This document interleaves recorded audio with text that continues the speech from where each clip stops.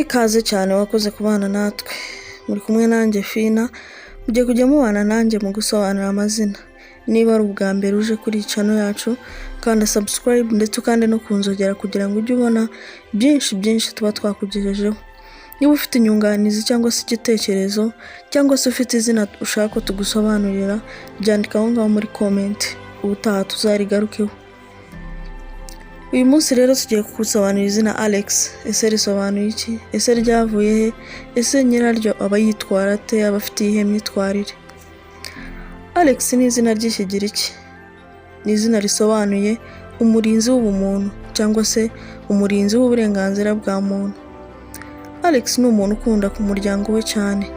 Akunda kuba ari kumwe nawo ndetse biranamunezeza cyane ari kumwe n'umuryango we.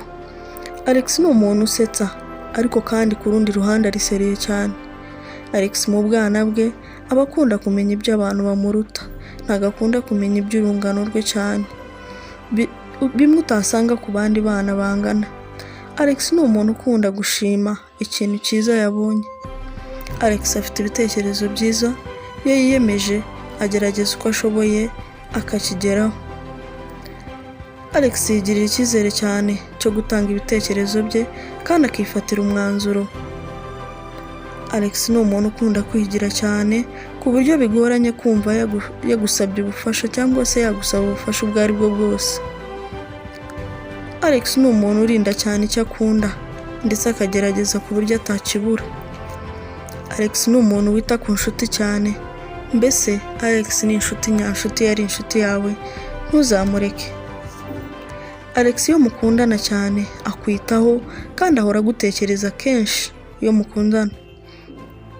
Alex afite umutima ukomeye, ntago akunda kugaragaza amarangamutima ye cyane. Alex agira inzozi nyinshi kandi ahora arwana no kuzigeraho. Alex ni umuntu ukunda kwambara neza ndetse akunda kugaragara neza mu bantu. Uwo nguwo ni we Alex.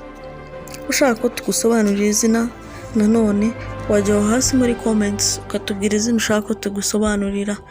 Wakoze kubana natwe kandi nakagaruka.